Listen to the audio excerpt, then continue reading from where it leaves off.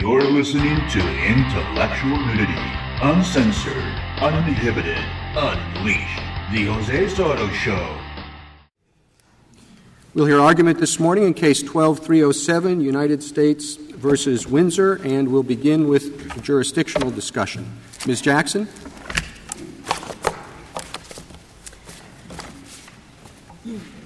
Mr. Chief Justice, and may it please the Court, there is no justiciable case before this Court.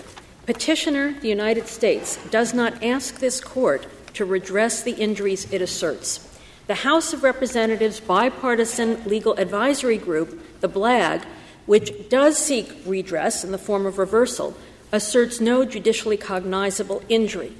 While it is natural to want to reach the merits of such a significant issue, as in Raines against Byrd, this natural urge must be put aside because, however important the constitutional question, Article 3 prevents its decision here and requires this Court to await another case, another day, to decide the question. In the district court, Ms. Windsor alleged classical Article 3 injury for which she sought redress. Other persons injured by Doma's operation could likewise sue in a first-instance court and, if their challenge succeeds, obtain relief.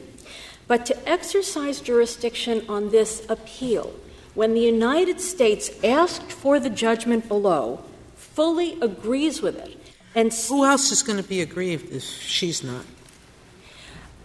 Meaning another person whose benefits are withheld, tax refund is withheld, is going to be in an identical situation to her. Who else could come in? Your Honor, it is possible that in district courts where other taxpayers sue the United States on similar relief, that the district courts will rule differently.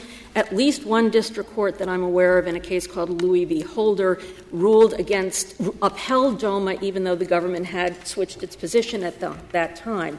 In addition, the issue of Doma's... Excuse me, if there's no jurisdiction here, why was there jurisdiction at the trial level?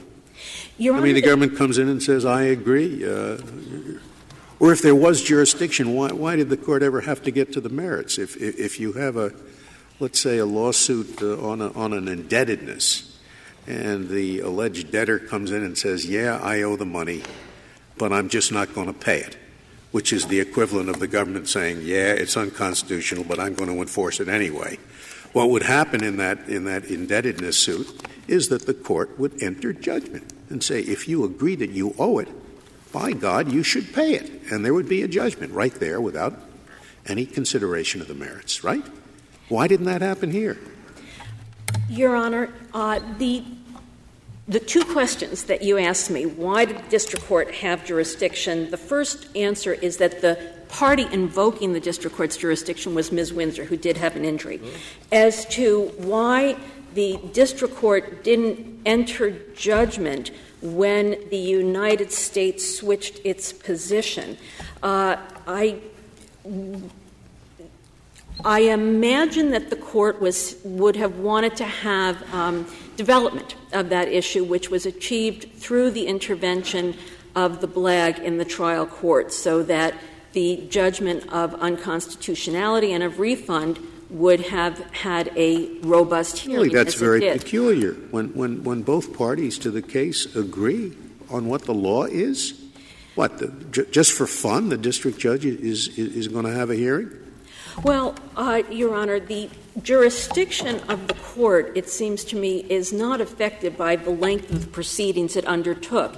In jurisdiction now, I'm talking about why the district court, without getting to the merits, should not have entered judgment against the government. I am not sure I have a wonderful answer to that question, Justice Scalia, but I do think the case bears some similarities to Kentucky against Indiana, which was discussed by the parties, where Kentucky sued Indiana in this court's original jurisdiction on a contract. The two states had a contract. Indiana agreed it was obligated to perform, but it wasn't performing. It was worried about a state court lawsuit. This court exercised original jurisdiction to give Kentucky relief. And I think that's analogous to what the district court did there. The issue before us today, I think, is an issue of appellate jurisdiction. And the U.S. is seeking to invoke the appellate jurisdiction of Article III courts, notwithstanding that it doesn't seek relief, it seeks affirmance. Well, the Solicitor General's standing argument is very abstract, but here is one possible way of understanding it. Perhaps the Solicitor General will disavow it, but it would go like this. The President's position in this case is that he is going to continue to enforce Doma, engage in conduct that he believes is unconstitutional, until this Court tells him to stop. The judgment of the Second Circuit told the executive branch to comply with the Equal Protection Clause immediately. The President disagrees with the temporal aspect of that. So the executive is aggrieved in the sense that the executive is ordered to do something prior to the point when the executive believes it should do that thing. Now, wouldn't that be sufficient to make to create injury in the executive and render the executive an aggrieved party? I think not, Your Honor. I think not, because I don't see how that would be any different from any party saying, well, we really don't want to pay this judgment until we're sure all of the courts agree. And I think this Court doesn't have a lot of case law where a party seeks review to get affirmance. But in the Princeton University against Schmidt case, there was a state court conviction, highest state court overturns it. Princeton University seeks review because its regulations were at issue. New Jersey joins in seeking review, but does not ask for relief, does not take a position on what relief would be. Why wouldn't imagine? Look, there in Article 2, it says that the President shall take care that the laws be faithfully executed. So the President has worked out, I personally, and for reasons in my department, others think that this law is unconstitutional, but I have this obligation. And because I have this obligation, I will not. I will continue to execute this law. I will continue to execute it, though I disagree with it. And I execute it until I have an authoritative determination not to. Now, how is that different from a trustee who believes that he has an obligation to a trust to do something under a certain provision that he thinks doesn't require that? But, there's a debate about it.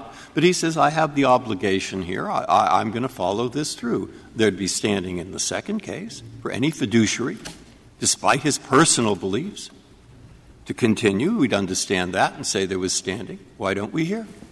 Well, the trustee, I think, would be able to go to a court of first instance to get an adjudication of the claim. What I'm submitting to you that the trustee could not do, after getting the judgment in the court of first instance stating what the remedy, what the liability is, then seek review of that judgment, but ask only for it to be affirmed. That's the part I don't understand.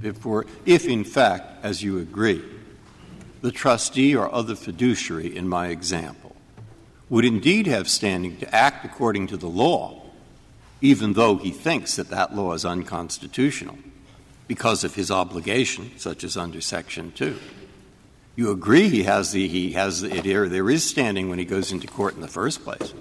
Well, surely he could interpret Article 2 as saying, and you follow it through, as long as you can do it, which includes appeals, until the matter is determined finally and authoritatively by a court. If you could do the first, what suddenly stops you from doing the second? In the first instance, the obligations are uncertain. The trustee is presumably subject to potentially adverse competing claims on his or her action. Well, I would have thought your answer would be that the executive's obligation to execute the law includes the obligation to execute the law consistent with the Constitution. And if he has made a determination that executing the law by enforcing the terms is unconstitutional, I don't see why he doesn't have the courage of his convictions and execute not only the statute, but do it consistent with his view of the Constitution, rather than saying, we'll wait till the Supreme Court tells us we have no choice. Mr. Chief Justice, I think that's a hard question under Article 2. But I think the Article 3 questions that this Court is facing turn on what the parties in the case have alleged, what relief they're seeking, and what the posture is. In federal courts jurisprudence, are you saying there's a lack of adversity here? I am saying primarily... Can you give us a pigeonhole? It's a little difficult because the circumstance is unusual, Justice Kennedy, but I think the most apt of the doctrines, although they are overlapping and reinforce each other, the most apt is standing. This Court has made clear that a party on appeal has to meet the same Article III standing requirements of injury caused by the action complained of and redressable by the relief requested by the It seems to me there's injury here. Well, Your Honor, I do not agree that the injuries alleged by the United States should be cognizable by the Article III courts because those injuries are exactly what it asked the courts below to produce. But even if we treat the injuries as sufficiently alleged, Article III requires that the party complaining of injury ask the court to remedy that injury. And that's a very important requirement, I think, under Article III for several reasons. The idea of the case or controversy limitation, as I understand it, is part of a broader separation of powers picture to make sure the federal courts perform their proper role. Their proper role is the redress of injury, and it is the need to redress injury in ordinary litigation that justifies judicial review of constitutional issues. But, Ms. Jackson, to go back to Justice Kennedy's point, we have injury here in the most classic, most concrete sense. There's $300,000 that's going to come out of the government's treasury if this decision is upheld, and it won't if it isn't. Now, the government is willing to pay that $300,000, would be happy to pay that $300,000. But whether the government is happy or sad to pay that $300,000, the government is still paying the $300,000, which in the usual set of circumstances is the classic Article III injury. Why isn't it here? Justice Kagan, there is a three-pronged test. Even if you treat that as injury, it does not meet the requirements for standing on appeal because the government has not asked this court to remedy that injury. The government has not asked this court to overturn the rulings below so it doesn't have to pay the $365,000. It has asked this court to affirm. And the case or controversy requirements that we're talking about are nested in an adversarial system where we rely on the parties to state their injuries and make their claims for relief. If the government or any party is not bound with respect to standing by its articulated request for a remedy, what that does is it enables the court to fill in, to reshape, and for a doctrine that is supposed to be limiting the occasions for judicial review of constitutionality, that is troubling. But don't we often separate those two things, ask whether there's injury for Article III purposes and causation and redressability, as you say, but then say, well, sometimes when all of those are met, there's not going to be adequate presentation of the arguments, and so we will appoint an amicus or will restructure things. And we do that when the government confesses error often. We do that several times a year in this courtroom.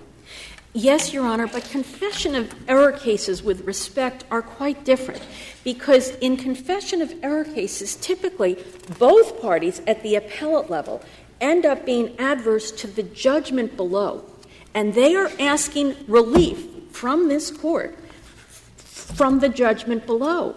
But here we have a situation where, putting Blagg to one side for the moment, between the United States and Ms. Windsor, there is no adversity, they're in agreement, and neither of them is asking this court to reverse or modify the judgment below. And so I think the confession of error cases are quite different from the perspective of Article III. No, they're not in agreement about whether to pay the money or not. They are in agreement about what arguments are correct legal arguments. And I can't think of a case other than the sham cases, which this isn't, where you would find no standing or other obstacle. And I can think of one case, which you haven't mentioned, namely Chadha, which seems about identical. Your Honor, I don't think that Chadha is identical with respect for two main reasons. In Chadha, the Court was, I think, quite careful to avoid deciding whether the United States had Article III standing. It intensively analyzed a statute since repealed, 1252, which gave this Court mandatory jurisdiction in cases in which a federal statute was held unconstitutional and the U.S. was a party. And it framed its analysis of whether the statute permitted the appeal. What I think was may I reserve my time you can for finish rebuttal? Your sentence. Thank you. What was going on there was the Court said, well, the statute wanted to reach very broadly, perhaps implicit, not stated, perhaps more broadly than Article III. Congress said, whenever you have this configuration, you go up to the Supreme Court. Then the Supreme Court in Chadha says, of course, in addition to the statute, there must be Article III case or controversy. The presence of the congressional interveners here provides it. Thank you, Counsel. That was more than a sentence. Oh, I'm sorry. I'm sorry, Your Honor. Thank you.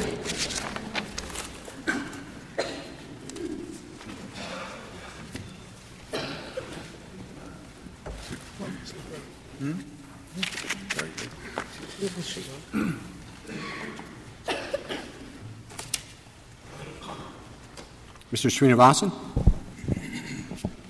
Thank you, Mr. Chief Justice, and may it please the Court. This Court has jurisdiction in this case based on the petition filed by the United States for the same reasons it had jurisdiction in parallel circumstances in Chadha and Lovett. There are two issues that have been brought up this morning, and I'd like to address each in turn. One is whether there's a concrete case or controversy in the sense of adversity in this Court. And the second is the question of whether there's Article III standing for the government to bring this case before the Court. On the first one, is there any case where all the parties agreed with the decision below and we upheld appellate jurisdiction? Any case? Where the parties agreed? All the parties agreed with the decision below and we nonetheless upheld appellate jurisdiction. Well, you didn't speak to it in Lovett, Your Honor, but no, it wasn't raised. It wasn't raised or addressed, and that had the distinct situation of an appeal, direct appeal from an Article I tribunal. Well, I don't know that matters because you had to satisfy Article III prerequisites to have the case in this Court. Now, Your Honor is, of course, correct that the Court didn't affirmatively engage on the issue of jurisdiction, but that is okay. So putting Lovett aside, since none of this was discussed there, any case? No, I don't know of one. But Mr. So this Justice, is totally unprecedented. You're asking us to do something we have never done before to reach the issue in this case. Let me say two things about that, if I might, Your Honor. First is that it's unusual, but that's not at all surprising because No, it's not just it's not unusual. It's totally unprecedented. Well, it's totally unprecedented in one respect, Your Honor. If you look at Chadha, okay, this is the second point I'd make. Let me make one point at the outset, though, which is that whether it's totally unusual, largely unusual, I grant you that it doesn't happen. But the reason it doesn't happen is because I wouldn't confuse the numerator with the denominator. This set of circumstances just doesn't arise very often. Now, it's true that when this set of circumstances... It has not arisen very often in the past, because in the past, when I was at the Office of Legal Counsel, there's an opinion of the Office of Legal Counsel which says that the Attorney General will defend the laws of the United States, except in two circumstances. Number one, where the basis for the alleged unconstitutionality has to do with presidential powers. When the presidential powers are involved, he's the lawyer for the president, so he can say, we think the statute's unconstitutional, I won't defend it. The second situation is where no possible rational argument could be made in defense of it. Now, neither of those situations exists here. And I'm wondering if we're living in this new world where the Attorney General can simply decide, it's unconstitutional, but it's not so unconstitutional that I'm not willing to enforce it. If we're in this new world, I don't want these cases like this to come before this Court all the time. And I think they will come all the time if that's the new regime in the Justice Department that we're dealing with. Justice Scalia, one recognized situation in which an act of Congress won't be defended in court is when the President makes a determination that the act is unconstitutional. That's what happened here. The President made an accountable legal determination that this act of Congress is unconstitutional. But then why does he enforce the statute? Well, that's an option that's available to him, Justice Kennedy. In certain circumstances, it makes sense not to enforce. But I don't think the take-care responsibility is an all-or-nothing proposition, such that when the President reaches the determination that a statute is unconstitutional, it necessarily follows that he wouldn't enforce it. That's not what happened in Lovett. Let me ask you, suppose that constitutional scholars have grave doubts about the practice of a president signing a bill but saying that he thinks it's unconstitutional. What do you call it? Signing statements or something like that. It seems to me that if we adopt your position that would ratify and confirm and encourage that questionable practice, because if the president thinks the law is unconstitutional, he shouldn't sign it according to some view. And it's a lot like what you're arguing here. It's very troubling. In the signing statement situation, Your Honor, one example in the past is Turner Broadcasting. In Turner Broadcasting, that was a circumstance in which it was a veto, but in the course of the veto, the President made the determination that a particular aspect of that statute was unconstitutional. And what happened as a result of that is that the Department of Justice didn't defend that aspect of the statute in litigation. Now, a subsequent President reached a contrary conclusion, but my point is simply that when the President makes a determination that a statute is unconstitutional, it can follow that the Department of Justice won't defend it in litigation. What is sometimes you do and sometimes you don't. What is the test for when you think your obligation to take care that the laws be faithfully executed means you'll follow your view about whether it's constitutional or not, or you won't follow your view? Mr. Chief Justice, I'd hesitate to give you a black-and-white algorithm. There are several considerations that would factor into it. One of the considerations — Excuse me, it's not your view, it's the President. It's only when the President thinks it's unconstitutional that you can decline to defend it? Or what if the Attorney General thinks it's unconstitutional? No, of course that's Or the true. Solicitor General. Is that enough? 28 U.S.C. 530D presupposes — Congress presupposes that there are going to be occasions in which a statute is not defended because of a conclusion by the Attorney General that it's unconstitutional. Oh, it can be either the Attorney General or the Solicitor General? It could be, but this is a situation in which the President made the determination. And when the President makes that determination, there are a few considerations that I think would factor into the mix in determining whether enforcement will follow. One of them would be the consequences of enforcement for the individuals who are affected. And so, for example, I would assume that if it's a criminal statute that we're talking about, and enforcement would require criminal enforcement against somebody which would beget criminal sanctions. So when Congress enacts a statute, it cannot be defended. It has no assurance that that statute will be defended in court if the Solicitor General, in his view, thinks it's unconstitutional. Justice Scalia, there have been occasions in the past. Yes or no?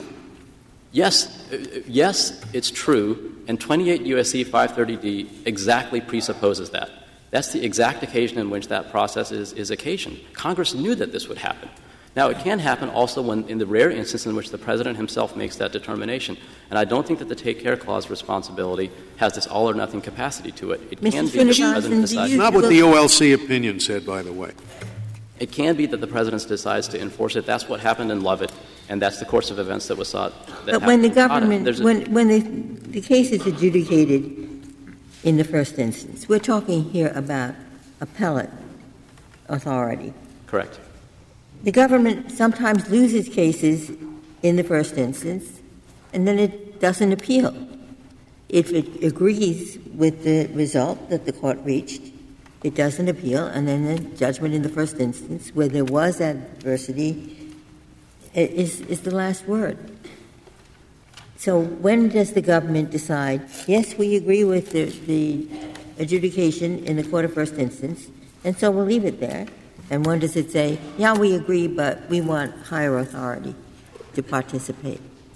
Well, there are a number of considerations that could factor into it, Justice Ginsburg. You're right that either of those scenarios is possible. The reason that the government appealed in this case is because the President made the determination that this statute would continue to be enforced. And that was out of respect for the Congress that enacted the law and the President who signed it, and out of respect for the role of the judiciary in saying what the law is.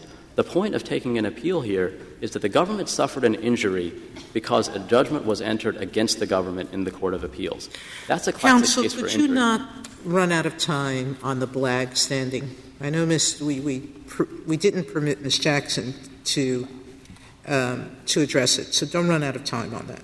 I won't, Your Honor. I'll be happy to turn to black standing. I would like to make a couple of points on the question of our own standing to bring the petition before the Court. And I think Justice Breyer was right. The key precedent here is Chadha. Chadha establishes a couple of things. First, Chadha establishes that there is aggrievement in the circumstances of this case. And I don't see what the difference is between aggrievement for purposes of the statutory analysis at issue in Chadha and injury for purposes of Article III. Well, how are you aggrieved? Aggrieved means that you are deprived of your legal rights. And you don't think that you've been deprived of your legal rights because your obligations under the Constitution supersede Doma, and you haven't been deprived of anything that you're entitled to under the Constitution. So how are you aggrieved? I guess I'd subscribe to the aggrievement analysis that the Court made in Chadha at pages 929 to 931 of its opinion. And what the Court said is this: when an agency of the United States is a party to a case in which an act of Congress it administers is held unconstitutional, it is an aggrieved party. The agency's status as an aggrieved party is not altered by the fact that the executive may agree with the holding that the statute in question is unconstitutional. That description is on all fours with the circumstances of this case. Could I before you go on to the House group, could I just clear up something? In your brief, you argue that you are representing all three branches of the government. Is that right? Correct. You're representing the judiciary as you stand before us here today, well, trying to persuade the Court. You're representing the Court? We represent the sovereign interests of the United States. Of course, in a case like this, we're submitting the dispute to the judiciary for resolution. So in that sense, I'm not going to stand here and tell you that I can dictate that the judiciary comes out in one direction or the other. I certainly would like to be able to do that, but I don't think I can, in all fairness, do that. So it seems very strange.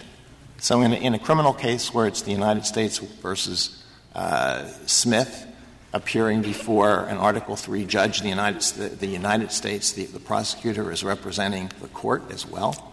Well, I guess what I would say is this. The United States, the executive branch represents the sovereign interests of the United States before the Court. It's not, I think the point of this is that it's not that the executive branch is representing the executive branch alone. The executive branch is representing the sovereign interests of the United States.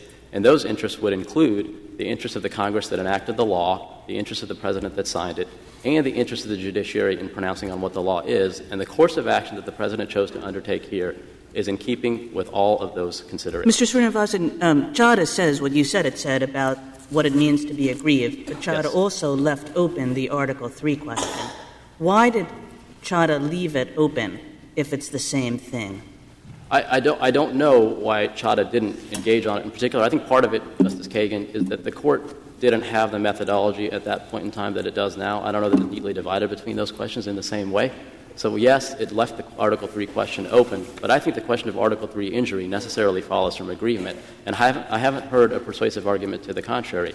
If we were aggrieved in the circumstances of Chadha, it seems to me it necessarily follows that we're injured. We're injured in a couple of ways. An act of Congress has been declared unconstitutional, which Chadha itself says constitutes aggrievement and therefore constitutes injury. In this case, also, we're required to pay a judgment. That Congress could have standing in Chadha? I'm sorry? In Chadha, there was an argument that Congress had standing because what was at issue in the case was precisely a prerogative of Congress to exercise the one-house or two-house veto. There wasn't that was an issue in Chadha. I don't know that issue was joined, actually, Justice Scalia. The Court did say at page 939 of its opinion that Congress is a proper party to defend the constitutionality of the Act and a proper petitioner, and I think that's the best language for the other side on this issue. So you say we should be concerned about that part of Chadha because the issue wasn't joined there? Well, I don't read. But we should take Lovett as a binding precedent, even though the issue wasn't addressed at all. I didn't. To be fair, or as was suggested this morning, to be crickets. I didn't mean to suggest that Lovett is binding precedent, Mr. Chief Justice. What I'm saying is Lovett is a case in which the same scenario as happens here occurred. That's my. All right. Let's go to the Blagg issue. So, sure. And the issue wasn't joined. So, what do you think we meant? And I know Justice Scalia doesn't care what you think we meant. Right. But what is your reading of what that means, that Congress can I think that intervene in situations in which its interests are injured? Sure. So there are two aspects of Chadha that are relevant at pages 939 and 940. The second discussion at page 940, I think, deals with prudential considerations that this Court ought to take into account to make sure that it has a sufficient adverse presentation of the competing arguments before it. And that's accounted for by an amicus-type role, and I think that's what the Court had in mind in Chadha, because the two cases that are cited in support of that proposition were both cases in which there was an appointed amicus. So that deals with that aspect of Chadha. The other aspect of Chadha is the sentence that I alluded to earlier.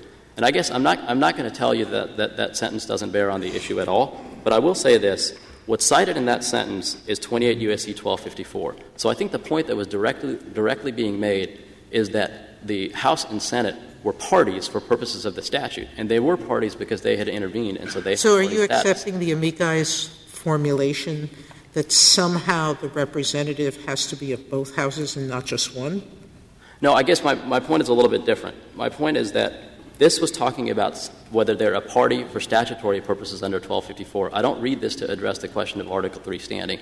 On the question of Article III standing, I guess what I would say is this. Chadha, at most, if it says anything about Article III standing, and I don't know that it does with respect to the House or Senate, at most what it would say was in the unique circumstances of that case where you had a legislative veto that uniquely affected a congressional prerogative. So you take might the be position that Congress — even that I don't want to concede. But well, I want to know what you're conceding.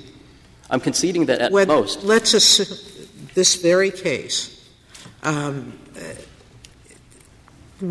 would ever have standing on behalf of Congress? Anyone? Or are you saying there's never standing? Well, there are two different cases. This case is different because this case doesn't involve the kind of unique congressional prerogative that was issued in Chadha. Chadha involved a legislative veto. Here, if I could just finish this. You can finish your sentence. This thought. Thank you, Mr. Chief Justice. Here, I don't think the interest that's being asserted is even in the same plane as the one that was asserted and found deficient in Raines v. Byrd. Thank you, counsel. Mr. Clement. Thank you, Mr. Chief Justice. May it please the Court.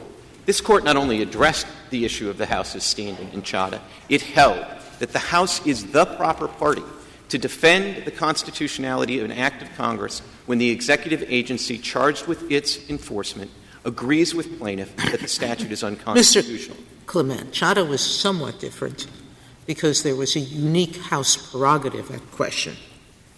But how is this case any different than enforcing the general laws of the United States? There's no unique House power granted by the legislation. Well, just it's a law of the United States, and the person who defends it generally is the Solicitor General. Sure, generally, unless and until they stop defending it, at which point we would submit. Why shouldn't taxpayers have a right to come in, and we say they don't? Because the House is in a very different position in a case like this and in Chadha from just the general taxpayer. Now, in a case like Chadha, for example, you're right. It was the one-House veto, if you will, that was at issue. But it'd be a strange jurisprudence that says that the House has standing to come in and defend an unconstitutional one-House veto, but it doesn't have standing to come in and defend its core Article I prerogative, which is to pass statutes and have those statutes. Well, that assumes the premise. The House didn't know it was unconstitutional. I mean. Well, with all due respect, Justice Kennedy, I mean, I think the House. We're talking about ex ante, not ex post. What is standing at the outset? And the House says this is constitutional. Sure, and there's a presumption that its acts are constitutional. That presumption had real life here because when Congress was considering this statute, it asked the Justice Department 3 times whether Doma was constitutional, and 3 times the Justice Department told them that it was in fact constitutional. So I think it's a fair assumption that they at least have standing to have that determination made by the courts. And this Court has held that in the context of state legislatures. So you don't think there's anything to the argument that in Chadha the House had its own unique institutional responsibilities and prerogatives at stake, i.e. the one-House veto or the legislative veto? Well, I would say 2 things. That's irrelevant? I don't think it's irrelevant. I would say 2 things. One is, I don't think there was anything particularized about the fact that it was the House that exercised the one-House veto because the Court allowed the Senate to participate as well.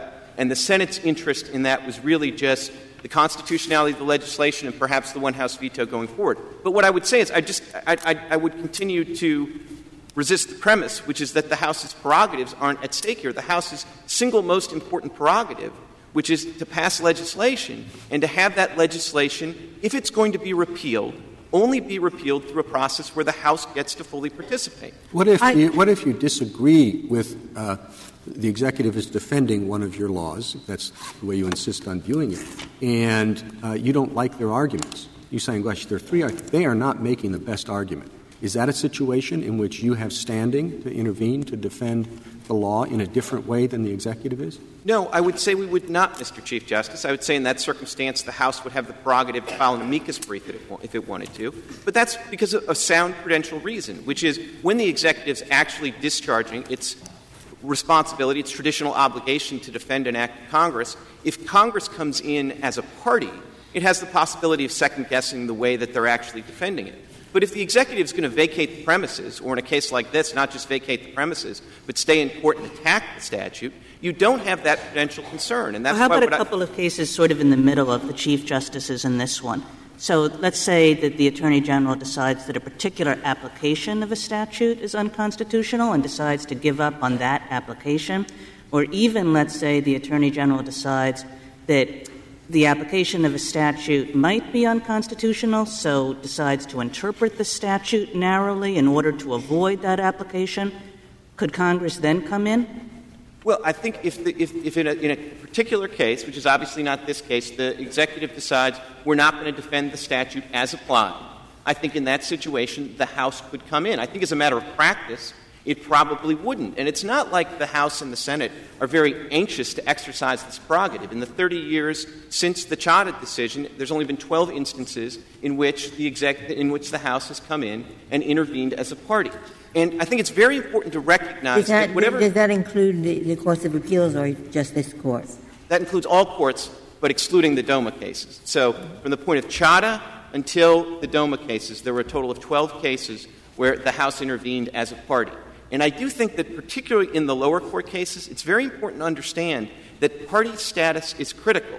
I mean, in this case, it doesn't make a huge difference if you're an amicus with argument time versus a party. But in the district court, that makes all the difference. Well, only a party can take a deposition. This is what — we've always had the distinction between the public action and the private action. A public action which does not exist under the Federal Constitution is to vindicate the interest in the law being enforced. Now, when the government, state or federal, in fact has the interest, a special interest, in executing the law, here given to the President, and they could delegate that interest to Congress if they didn't, which arguably they didn't do here. But to say that any legislature has an interest on his own, without that delegation, to defend the law is to import, in that context, the public action into the federal government. Now, it hasn't been done, I don't think, ever. I can see arguments for and against it, but I can't think of another instance where that's happened. Well, I would — a couple of things, Justice Breyer. I mean, I would point you to Chadha, and I realize you can distinguish Chadha. Yeah, Chadha is really different because, of course, there is an interest in the legislature in defending a procedure of the legislature. Now, that isn't tough. But this is, because the only interest I can see here is the interest in the law being enforced. Well, and I'm afraid of opening that door. Well, it's understandable, and I mean, obviously, nobody's suggesting, at least in the legislative branch, that this is a best practices situation. No, but think of another instance where that's happened, where in all the 12 cases or whatever, that what this Court has said, without any special delegation of the power of the state or federal government to execute the law, without any special delegation, a legislator simply has the power, which a private citizen wouldn't have, to bring a lawsuit as a party or defend as a party to vindicate the interest in the law being enforced, the law he's voted for. Now, I can imagine arguments on both sides, so I'm asking you only, is there any case you can point me to which will help?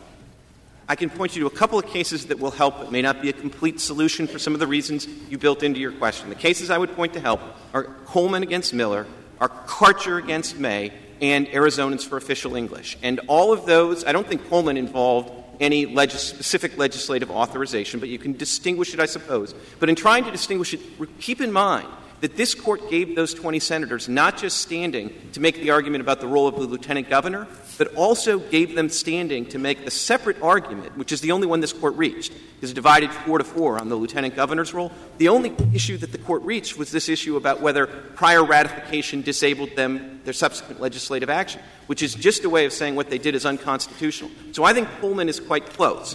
Karcher, Arizona's against English, there was an authorization. We would say H-Res 5 is enough of an authorization for the— Could you tell me where the authorization is here? I know that there's a statute that gives the Senate specifically authorization to intervene. And there was consideration of extending that right to the House. But the appointment of Blagg is strange to me, because it's not in a statute, it's in a House rule.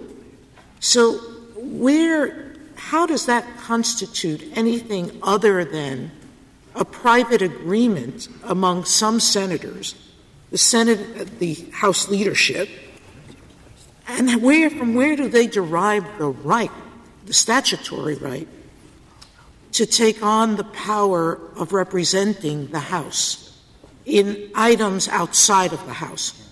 I know they control the procedures within the House, but that's a very different step than saying that they can decide who or to create standing in some way, prudential or otherwise, Article III or otherwise. Well, Justice Sotomayor, I can point you to two places. One is the House rules that are pursuant to the rulemaking authority and approved by the institution, and they're approved in every Congress. Rule 2. What other House rule creates the power of the majority leaders to represent the House outside of the functions of the House?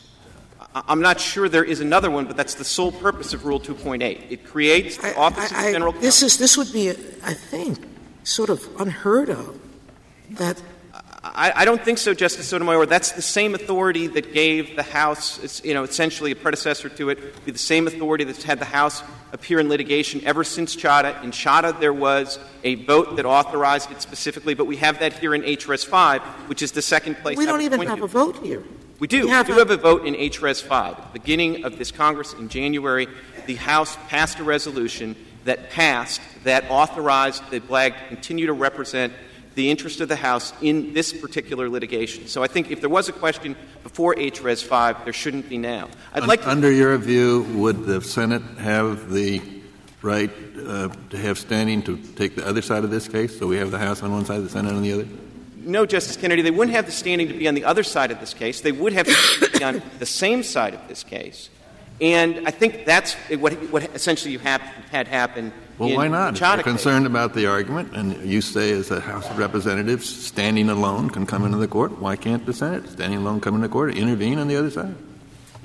Because it wouldn't have the authority to do so under Chadha. What Chadha makes the critical flipping of the switch that gives the House the ability to intervene as a party is that the executive branch declines to defend the statute. So if the Senate wants to come in and basically take shared argument time or something as an amicus, they can.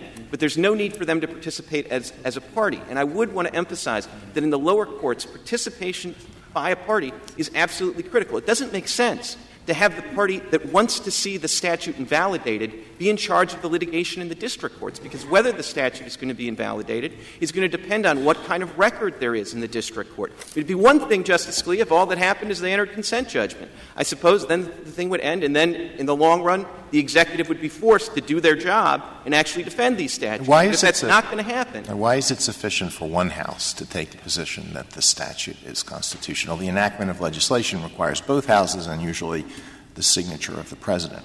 Justice Alito, I think it makes perfect sense in this context because each individual House has a constitutional role before a statute is repealed. And so, it takes two of them to make the law, but each of their participation is necessary to repeal a law. So if the executive wants to go into court and effectively seek the judicial repeal of a law, it makes sense that one House can essentially vindicate its role in our constitutional scheme by saying, wait a minute, we passed that law. It can't be repealed without our participation. Well, if the law is passed by a bare majority of one of the houses, then each member of that House who was part of the majority has the same interest in defending its constitutionality. I don't think that's right after Raines, Justice Alito. In Raines, this Court carefully distinguished between the situation of an individual legislator and the situation of one of the houses as a whole. And it specifically said this might be a different case if we had that kind of vote. And that's what you have here. That's what you had in Chadha. And again, I do think that, the only alternatives here are really to say that the executive absolutely must enforce these laws, and if they don't, because after all, I really don't understand why if they've made a determination that the law is unconstitutional, why it makes any sense for them to continue to enforce the law and put executive officers in the position of doing something that the president has determined is unconstitutional. Think about the qualified immunity implications of that for a minute. So that's problematic enough. But if they're going to be able to do that and get anything more than a consent judgment, then the House is going to have to be able to play its role, and it's going to have to play the role of a party. And amicus just doesn't get it done. And I really think, in a sense, the executive gives the game away by conceding that our participation as an amicus here is necessary to solve what would otherwise be a glaring adverseness problem. Because once you recognize that we can participate as an amicus, you've essentially recognized that there's nothing inherently executive about coming in and defending the constitutionality of an act of Congress. Or more to the point, there's nothing inherently unlegislative about coming in and making arguments in defense of the statute. And if that's critical, absolutely necessary to ensure there's an adverse presentation of the issues, well, there's no reason the House should have to do that with one hand tied behind its back. If its participation is necessary, it should participate as a full party. And as I say, that's critically important in the lower courts so that they can take depositions, build a factual record, and allow for a meaningful defense of the statute. Because the alternative really puts the executive branch in an impossible position. It's a conflict of interest. They're the ones that are making litigation decisions to promote the defense of a statute they want to see invalidated. And if you want to see the problems with their position, look at Joint Appendix page 437. You will see the most anomalous motion to dismiss in the history of litigation. A motion to dismiss filed by the United States asking the district court not to dismiss the case. That's what you get under their view of the world, and that doesn't serve the separation. That does give you intellectual whiplash. I'm going to have to think about that. It does. And then, and the last thing I'll say is we saw in this case certain appeals were expedited, certain appeals weren't. They did not serve the interest of defending the statute. They served the distinct interest of the executive. Thank you. Thank you, counsel. Ms. Jackson, you have 4 minutes remaining. Thank you, Your Honor. I have 5 points I'll try to get to. Just very quickly, Justice Breyer, I only answered part of a question you asked me earlier, and I just want to say the U.S. is asking this Court to tell it to pay money. It's not asking for relief. Justice Sotomayor, you asked me about how the issue could come up otherwise. I don't think I had a chance to mention private party litigation, employees against employers. There's an interpleader action right now pending that was cited in the brief of the 287 employers on page 32 at note 54, giving examples of how the issue of Doma's constitutionality could arise in private litigation. In addition, state and local government employees might have, for example, FMLA claims in which the issue could arise. So I think that there are a number of ways in which the issue could arise. On the question of what the purpose of 1252 could be if it wasn't to coincide with Article 3 injury that was raised by my friend in his argument, I wonder whether the court in Chadha wasn't saying something like this. 1252 was Congress's wish list. It was like a citizen suit provision to be exercised only to the extent that Article 3 power was there. That's a way to make sense out of what the court is doing in the text and footnote there.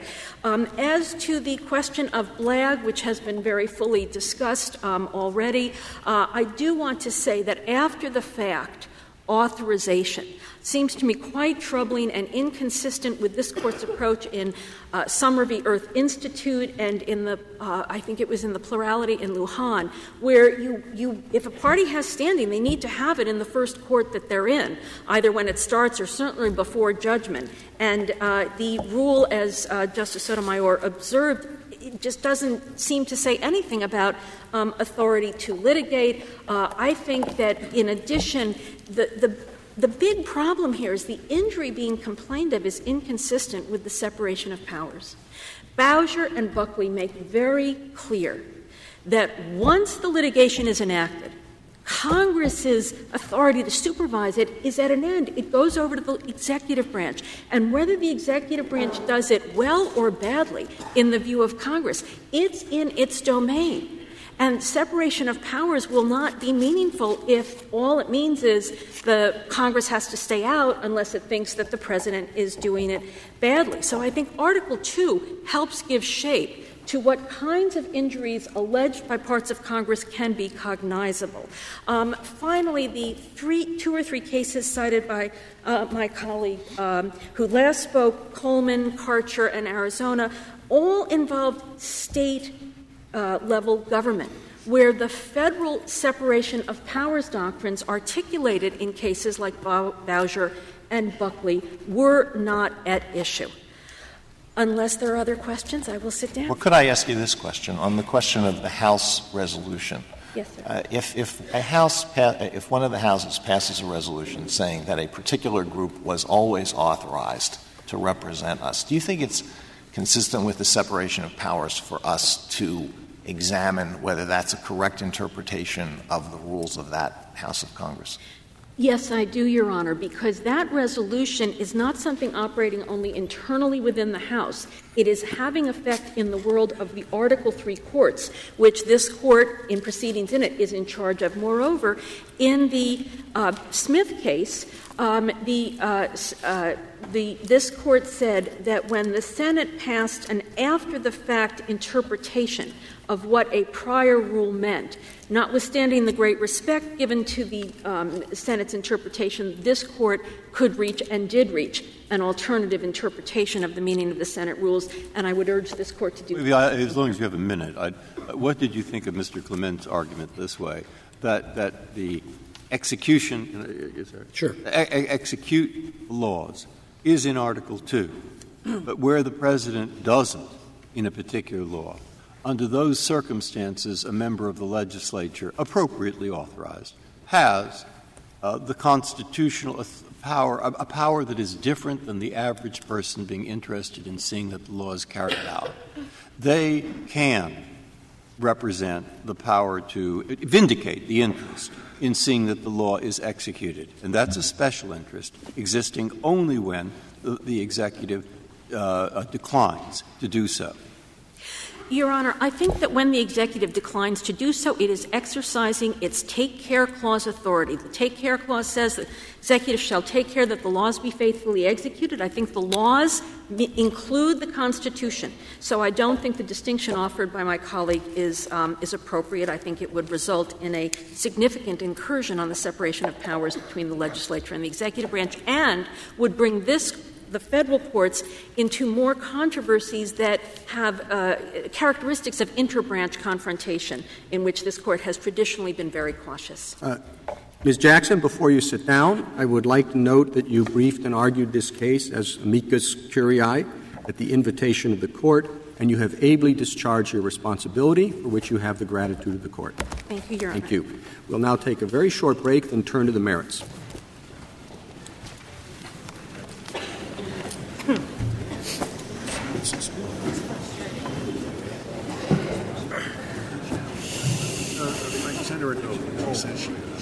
Quiet, please, ladies and gentlemen.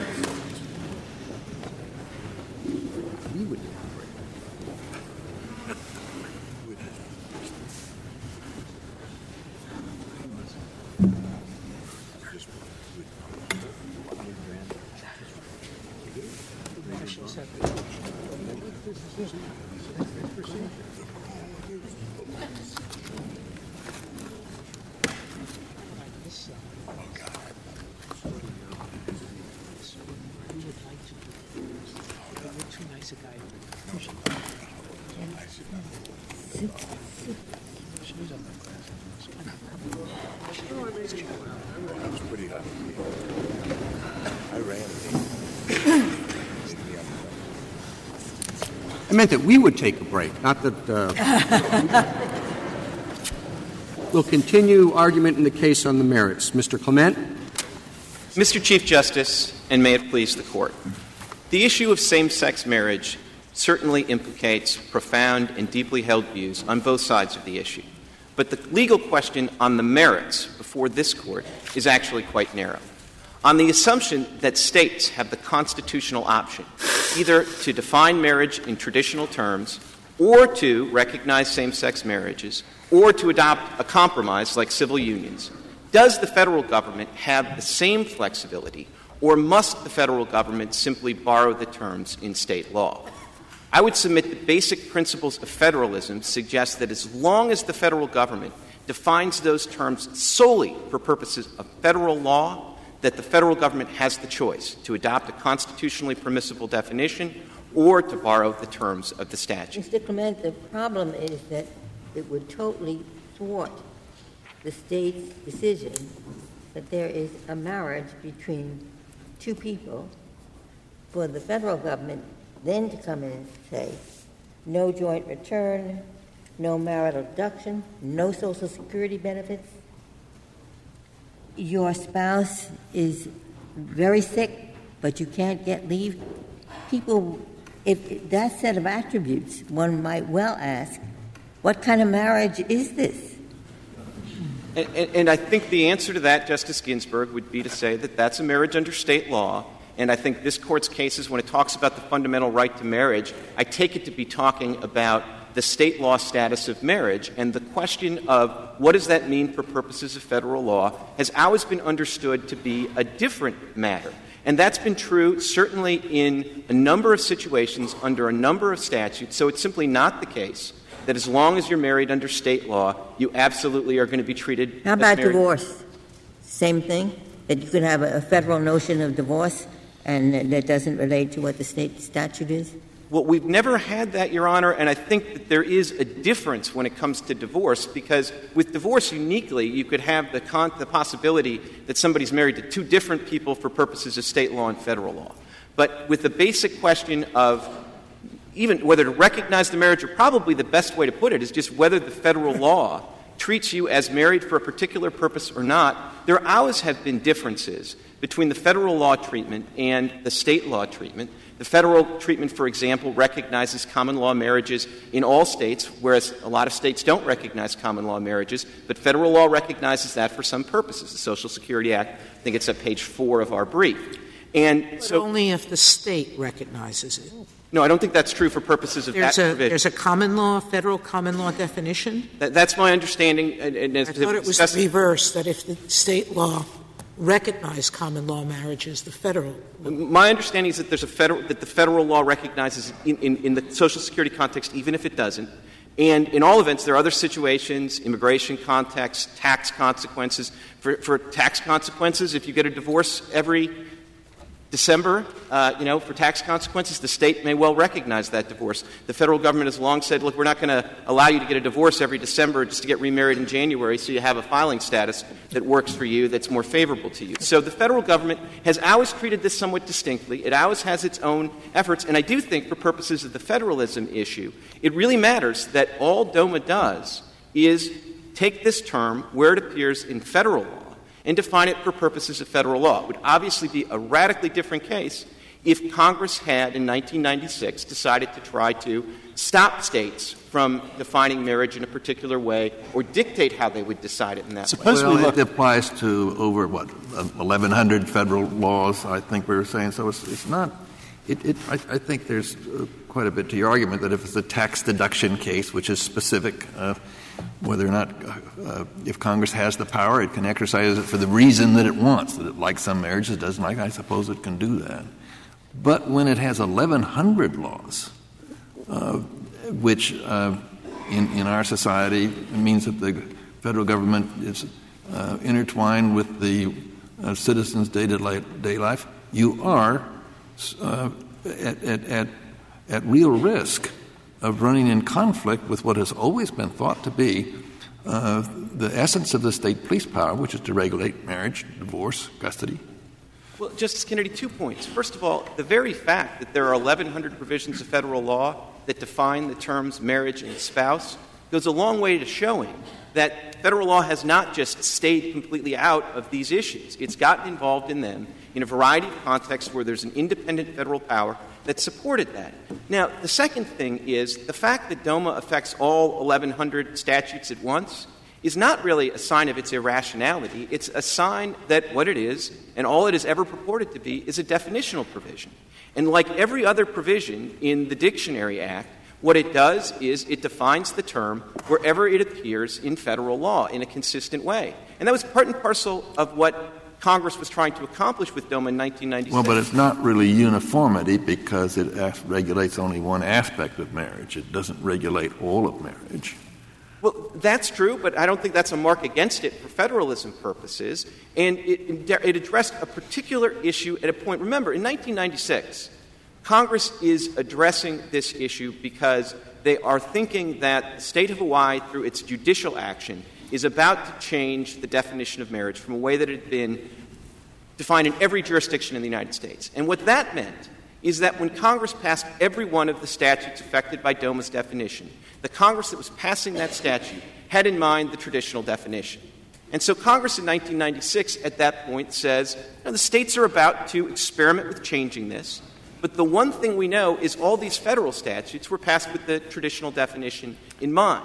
And if rational basis is the test, it has to be rational for Congress then to say, well, we're going to reaffirm what this word has always meant for purposes of federal law. Suppose we look just at the estate tax provision that's at issue in this case, which provides especially favorable treatment to a married couple as opposed to any other individual or economic unit. What was the purpose of that? Was the purpose of that really to foster traditional marriage, or was Congress just looking for a convenient category to capture households that function as a unified economic unit?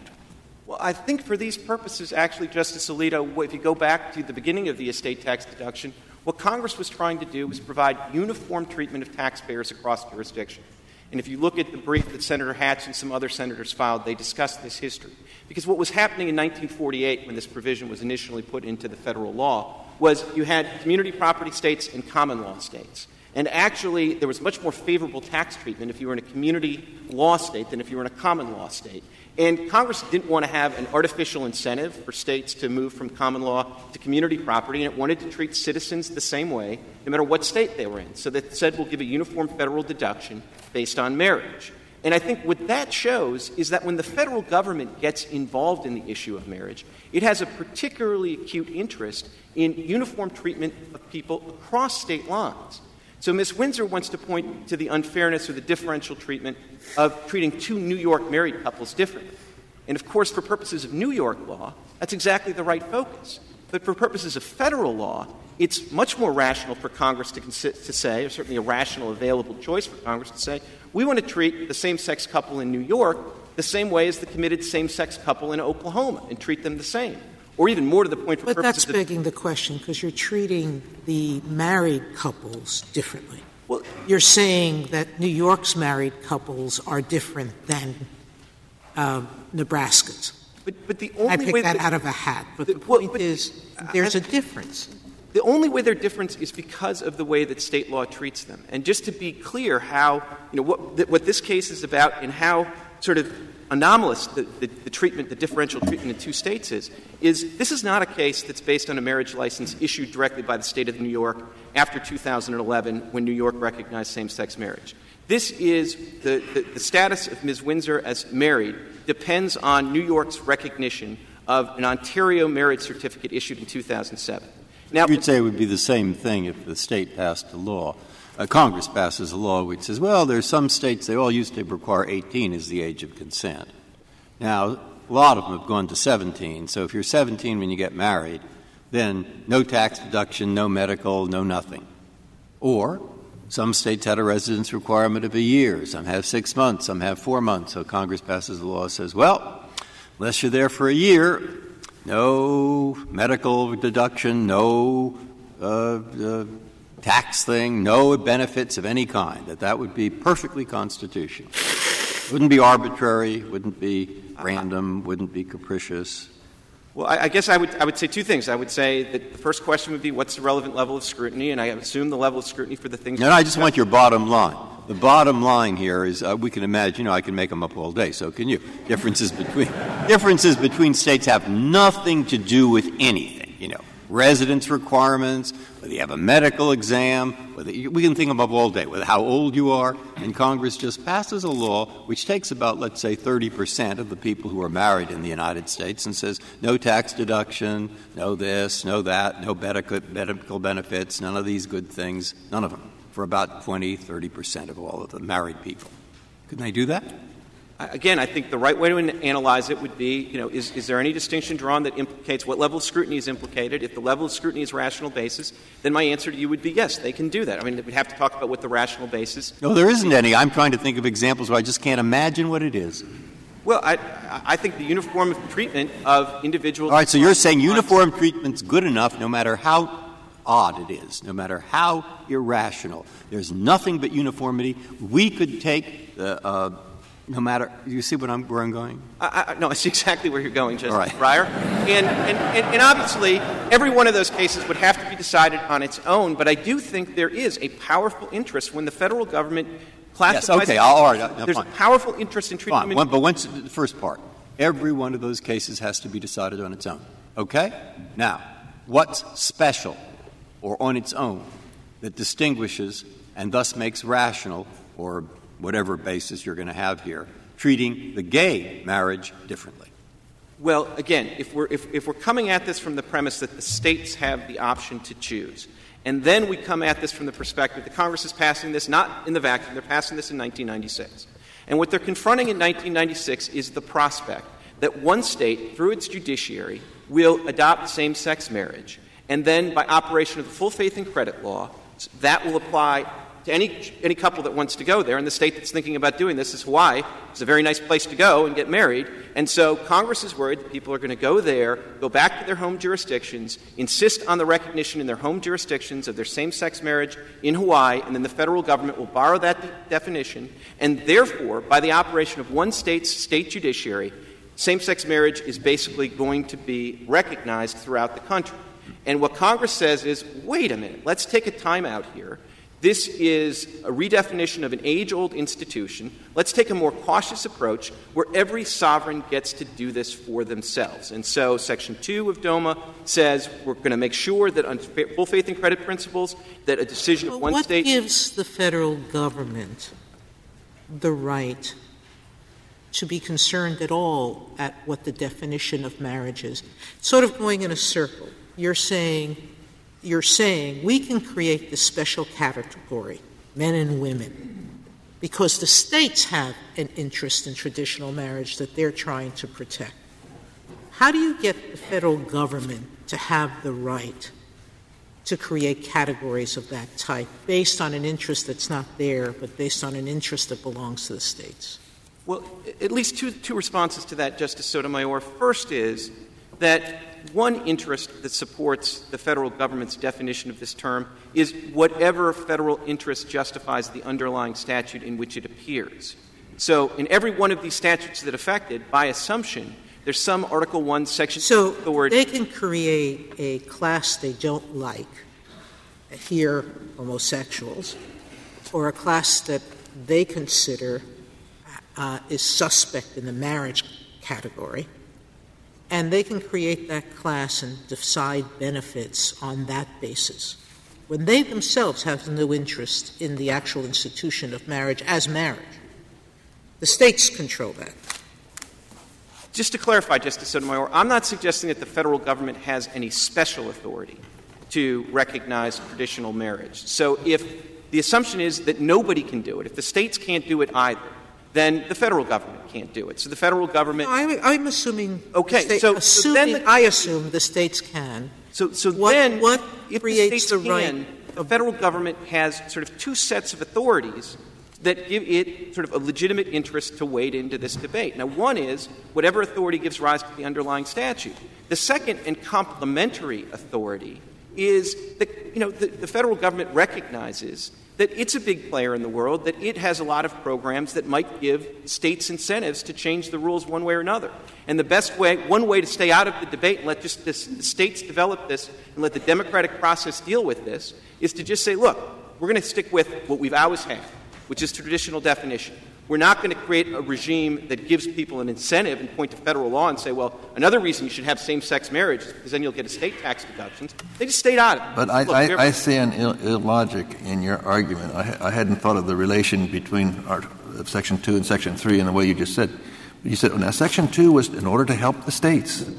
The Congress wanted to help the states.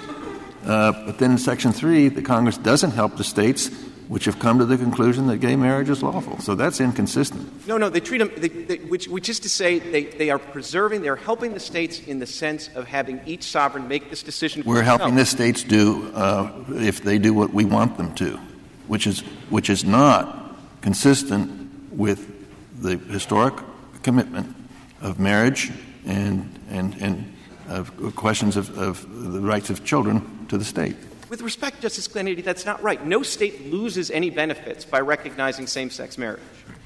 Things stay the same. What they don't do is they don't sort of open up an additional class of beneficiaries under their state law that get additional federal benefits. But things stay the same. And that's why in this sense— They're not a question of additional benefits. I mean, they touch every aspect of life. Your partner is sick. Social Security. I mean, it's pervasive. It's not as though, well, there's this little federal sphere and it's only a tax question. It's, as Justice Kennedy said, 1,100 statutes, and it affects every area of life.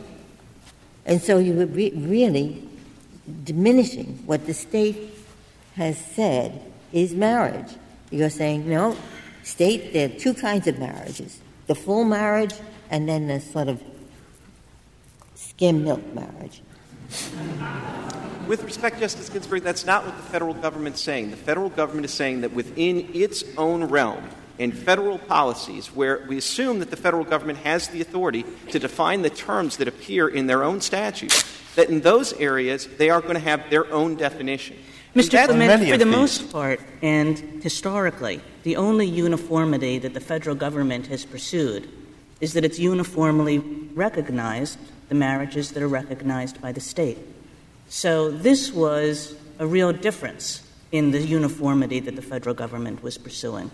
And it suggests that maybe Congress had something different in mind than uniformity. So we have a whole series of cases which suggest the following, which suggests that when Congress targets a group that is not everybody's favorite group in the world, that we look at those cases with some, even if they're not suspect, with some rigor to say, do we really think that Congress was doing this for uniformity reasons, or do we think that Congress's judgment was infected by dislike, by fear, by animus, and so forth? I guess the question that this statute raises, this statute that does something that's really never been done before, is whether that sends up a pretty good red flag that that's what was going on. A couple of responses, Justice Kagan. First of all, I think I would take issue with the premise, first of all, that this is such an unusual federal involvement on an issue like marriage.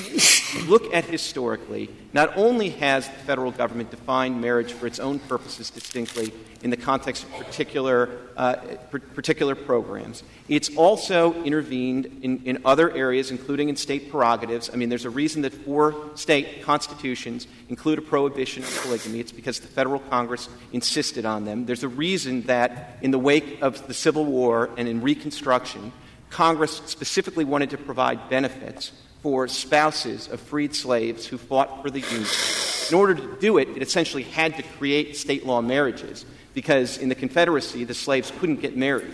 So they developed their own state, essentially, a federal sort of condition to define who was married under those laws. So where there have been needs in the past to get involved, the federal government has got involved. The other point I would make, but I also eventually want to get around to the animus point, but the other point I would make is when you look at Congress doing something that is unusual, that deviates from the way they've proceeded in the past, you have to ask, well, was there a good reason? And in a sense, you have to understand that in 1996, something's happening that is, in a sense, forcing Congress to choose between its historic practice of deferring to the states and its historic practice of preferring uniformity. Up until 1996, it essentially has it both ways. Every state has the traditional definition. Congress knows that's the definition that's embedded in every federal law. It says, fine, we can defer. Okay, 1996. Well, is what happened in 1996, and I'm going to quote from the House report here, is that Congress decided to reflect and honor a collective moral judgment and to express moral disapproval of homosexuality. Is that what happened in 1996? Does the House report say that? Of course the House report says that. And if that's enough to invalidate the statute, then you should invalidate the statute. But that's never been your approach, especially under rational basis or even rational basis plus, if that's what you're suggesting. This Court, even when it's applying more heightened scrutiny, the O'Brien case we cite, it suggests, look, we're not going to strike down a statute just because a couple of legislatures may have had an improper motive. We're going to look, and under rational basis, we look, is there any rational basis for the statute? And so, sure, the House report says some things that we've never invoked in trying to defend the statute, but the House report says other things, like Congress was trying to promote democratic self-governance. And in a situation where a unelected state judiciary in Hawaii is on the verge of deciding this highly contentious, highly divisive issue for everybody, for the states, for the other states, and for the federal government by borrowing principles, it makes sense for Congress. But your statute applies also to states where the voters have decided it. That's true, but again, I don't know that fact alone makes it irrational, and I suppose if that's what you think — but Well, just to be clear, I think your answer is fair on rationality. We've switched now from federal power to rationality. There is a difference. We're talking — I think we're assuming now that there's federal power and asking about the degree of scrutiny that applies to it. Or are we going back to whether there's a federal power? They're intertwined. I think there so clearly is a federal power because Doma doesn't define any term that appears anywhere other than in a federal statute that we assume that there's federal power for. And if there's not federal power for the statutes in which these terms appear, that's a problem independent of Doma, but it's not a Doma problem. So I'll assume we have federal power. Then the question — Well, I think it is a Doma problem. The question is whether or not the federal government, under our federalism scheme, has the authority to regulate marriage. Well, and it doesn't have the authority to regulate marriages as such, but that's not what Doma does. Doma defines a term as it appears in federal statutes. Many of those federal statutes provide benefits. Some of those federal statutes provide burdens. Some of those federal statutes provide disclosure obligations. It appears in lots of places. Well, and Congress could have achieved exactly what it achieved under Section 3 by excising the term married from the United States Code and replacing it with something more neutral. It could have said certified domestic units and then defined this in exactly the way that Section 3, exactly the way Doma defines marriage. Would that make a difference? In that instance, the federal government wouldn't be purporting to say who's married and who's not married. It would be saying who is entitled to various federal benefits and burdens based on a federal definition.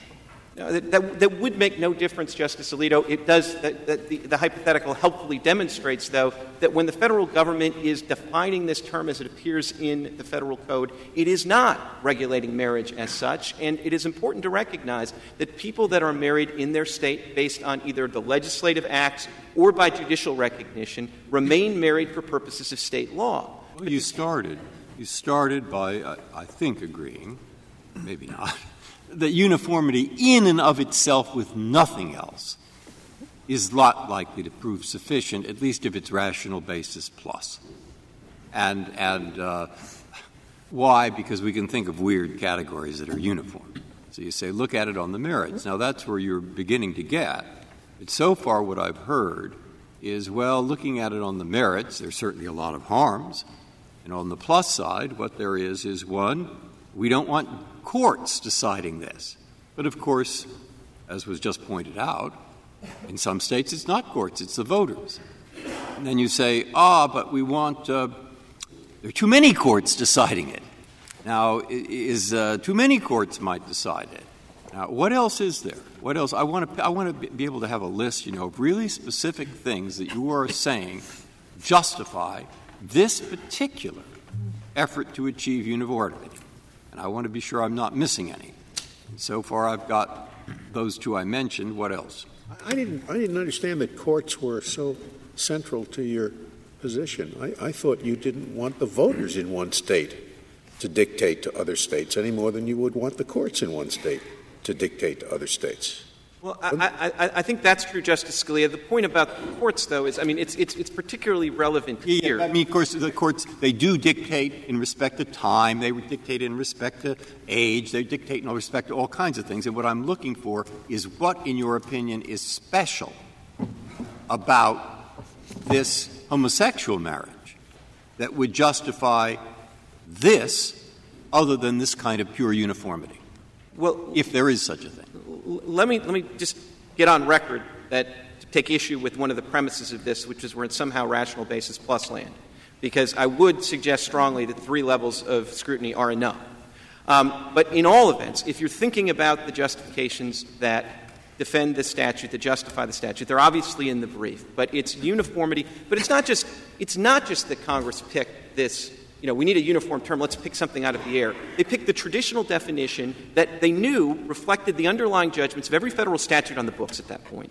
They knew it was the definition that had been tried in every jurisdiction in the United States and hadn't been tried anywhere until 2004. And then, of course, it was, as they correctly predicted, a judicial decision. And in this context, in particular, they're thinking about an individual.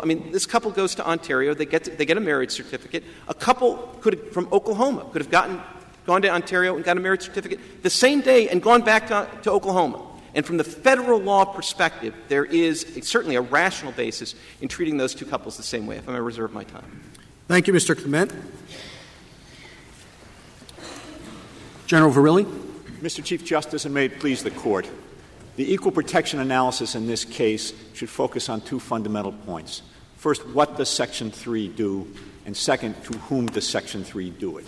What Section 3 does is exclude from an array of federal benefits lawfully married couples. That means that the spouse of a soldier killed in the line of duty cannot receive the dignity and solace of an official notification of next of kin. I suppose you agree that Congress could go the other way, right?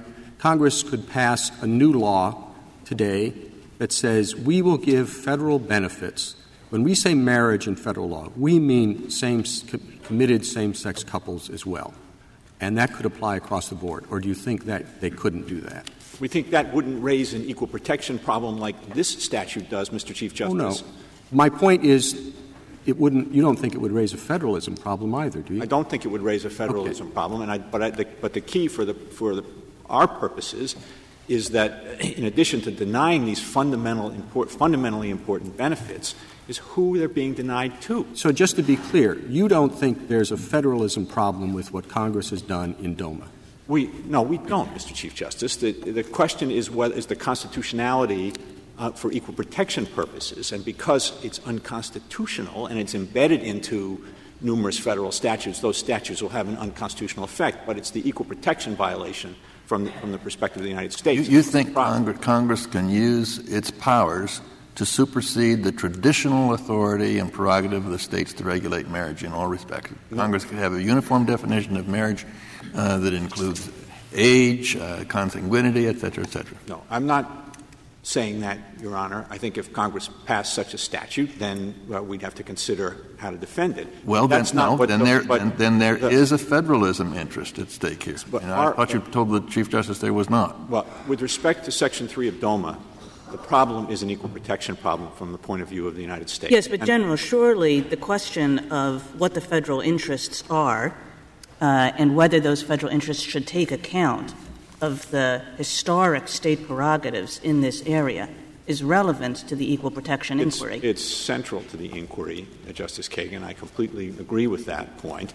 So it would be central to the inquiry if Congress went the other way, too? Well, the difference is what Section 3 does is impose this exclusion from federal benefits on a class that has undeniably been subject to a history of terrible discrimination on the basis of... I understand that. That's your equal protection argument. It's not very responsive to my concern that I'm trying to get an answer to. You don't think federalism concerns come into play at all in this, right? Well, I think I just want to clarify, the equal protection question would be different in the other circumstance. That's a matter of... I know the equal protection argument would be different. But federalism concerns come into play in the following way, in that Mr. Clement has made the argument that look, whatever states can do in terms of recognizing marriage or not recognizing marriage, the federal government has commensurate authority to do or not do. We don't think that's right as a matter of our equal protection analysis because we don't think the federal government should be thought of as the 51st state. States, now, as we told the Court yesterday, we believe heightened scrutiny ought to apply even to the state decisions. But you're insisting that we get to a very fundamental question about equal protection, but we don't do that unless we assume that the law is valid otherwise to begin with. And we're asking, is it valid otherwise? What is the federal interest in enacting this statute, and is it a valid federal interest, assuming, but before we get to the equal protection analysis? Yeah. We think whatever the outer bounds of the federal government's authority, and there certainly are outer bounds, would be, apart from the equal protection violation, we don't think that Section 3, apart from equal protection analysis, raises a federalism problem.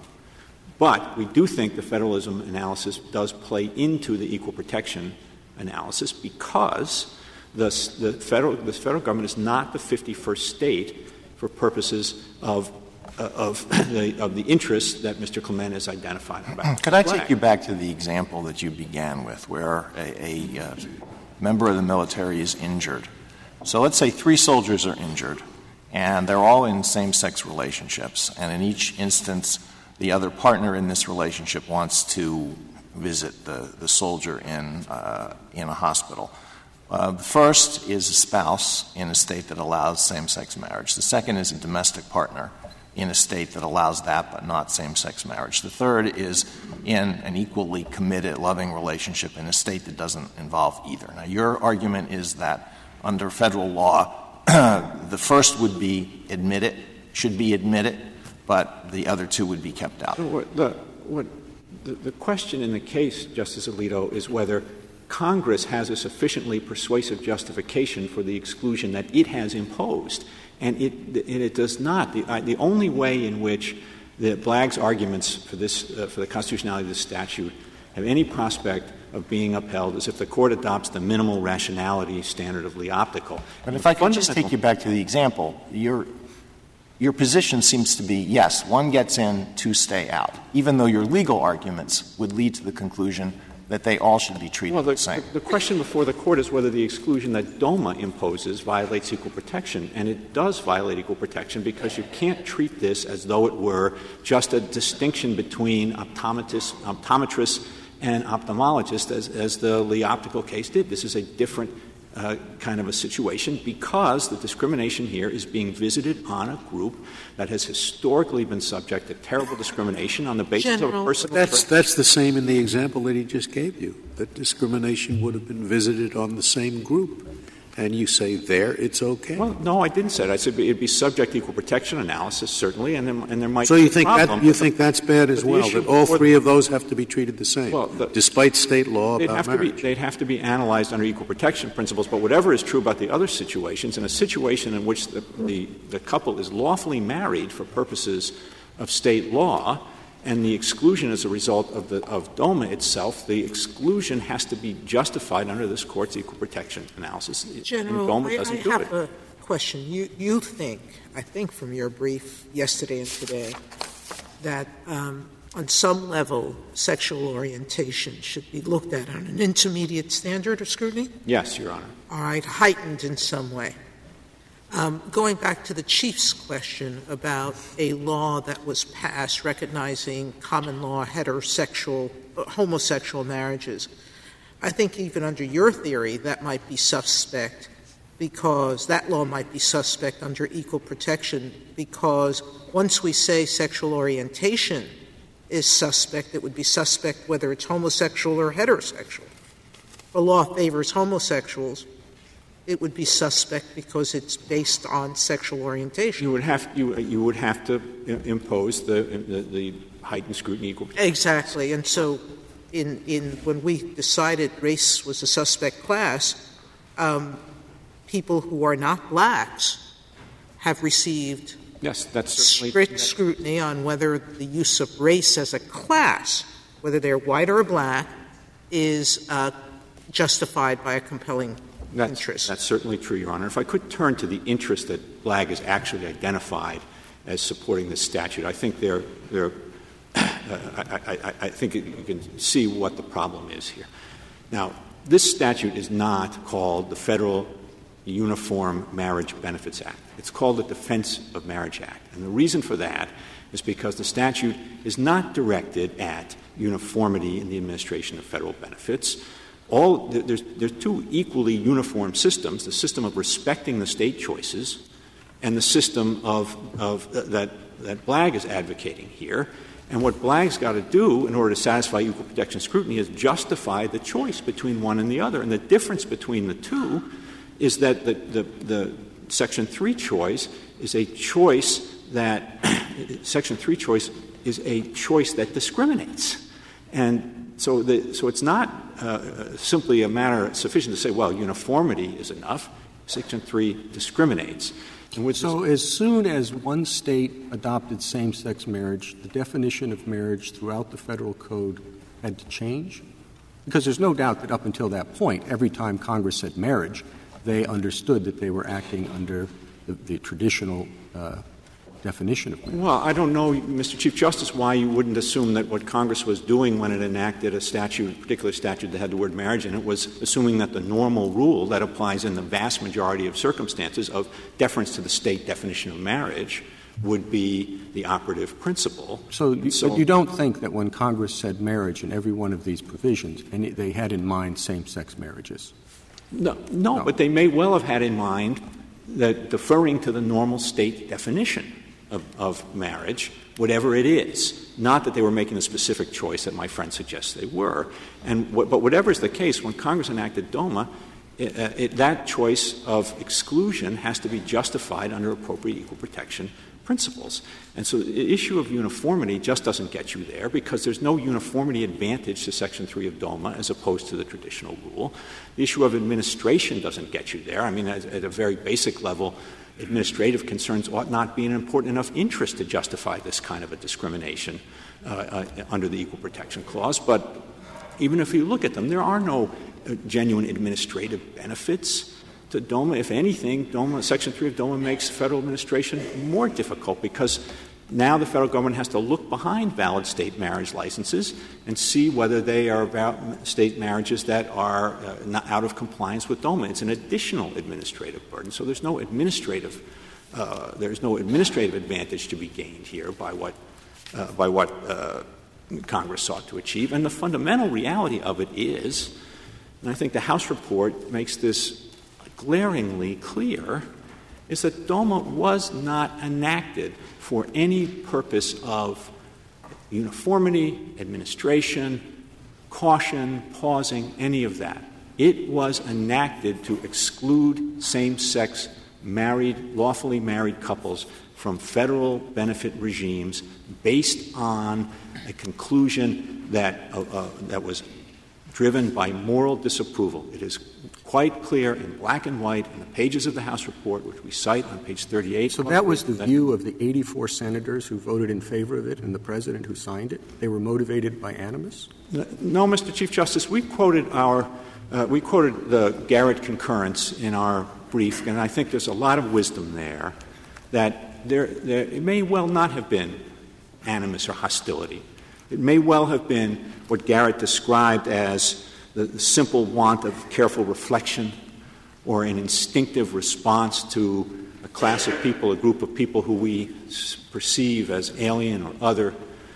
But whatever the explanation, whether it's animus, whether it's that more subtle, more unthinking, more reflective kind of discrimination, Section 3 is discrimination.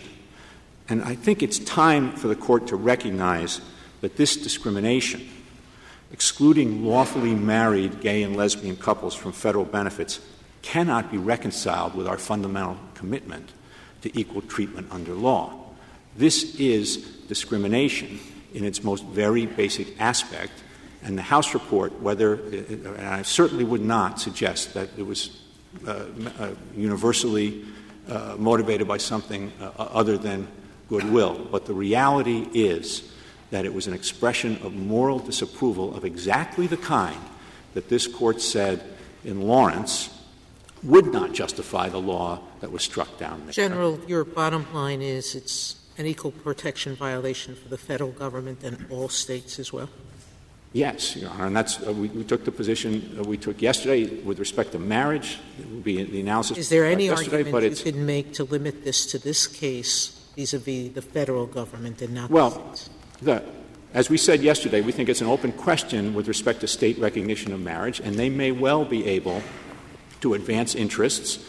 They may be able to advance interests. I shouldn't say may well, because I do think it would be difficult, as we said yesterday. They may be able to advance interests that would satisfy heightened scrutiny and justify non-recognition. Yes. But here, the federal government's not in the same position, because as Black concedes, the federal government at the most can act at the margins in influencing these decisions about marriage and child rearing at the state level. And the Second Circuit and the First Circuit both concluded that there's no connection at all, and that's, of course, because Section 3 doesn't make it any more likely that unmarried men and women in states unmarried men and women who confront an unplanned pregnancy are going to get married, and the elimination of Section 3 wouldn't make it any less likely that unmarried men and women are going to get married. It doesn't have any effect at all. It doesn't have any connection at all. So it's not at the margins. There's no interest at all at this in Doma in promoting. If there's no interest, I mean, I'm back where we were yesterday. It seems to me, forgetting your